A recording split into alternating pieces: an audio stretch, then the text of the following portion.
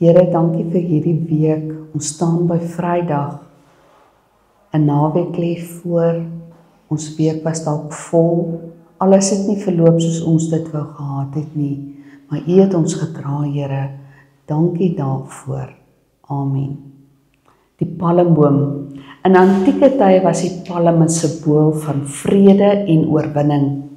Die mense het palmtakke geswaai met Jesus se intog in Jerusalem. Dit dui op die oorwinning oor die sonde en oor die dood. Psalm 1 vers 3. Hy is soos 'n boom geplant langs waterstrome wat vrugte dra op die regte tyd. Sy blare verwelk nie, en alles wat hy doen, is hy voorspoedig. Wanneer God jou plant hy jou in sy eie lewegewende bron, die Heilige Gees, sodat jy kan groei en produktief wees. Jou wortels is geanker om jou in staat te stel om die vrug van die Gees te dra. Ons bron van lewe is die Heilige Gees, en niks is mooier as iemand wat onder die leiding van die Heilige Gees lewe nie. Psalm 92 vers 13. Maar regverdiges sal blom soos 'n palmboom en wele groei soos 'n seder in Libanon. Is jy geplant in die kerk? Nie enige kerk nie, maar daar waar die Heilige Gees jou lei. Ons is almal het 'n roeping in die lewe, maar nie almal van ons leef ons roeping uit nie. 'n Palmboom breek die toue wat rondom die stam vasgemaak word. By enige ander boom groei die tou of die draad binne in die stam in, maar nie by 'n palm nie. Ons moenie toelaat dat die sonde ons bind en wurg nie. Breek weg, breek die tou. 'n Palm buig saam met die wind. Ander bome breek in die storm of word ontwortel, maar die palm buig en wieg saam met die wind. Storms moet ons nie buig en breek en ontwortel nie.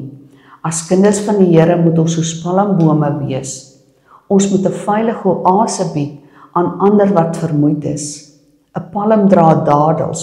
Hoe ouer die boom, hoe soeter is die dadels.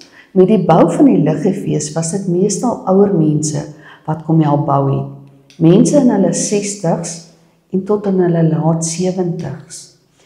Een het van die leer afgeval, opgestaan en aangegaan.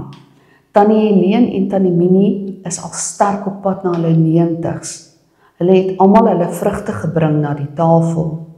Van die soetvrugte wat ek gesien het, was van 'n tannie van 77 wat bereid was om op haar knieë te staan en liggies vas te maak. Dan draai jy om met jou moegheid en al en gaan werk verder.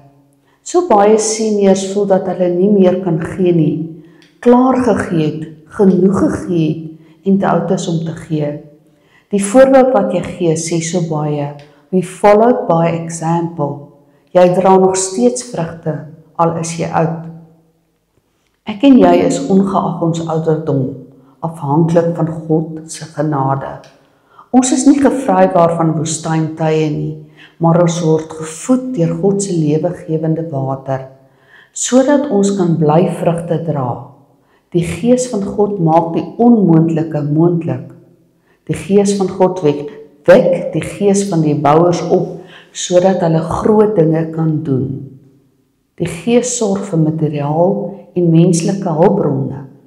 Wanneer ons met kerklike werk besig is, dan verloor ons moed. Klein geloof val ons aan, bekommernis, moeite, noem maar op.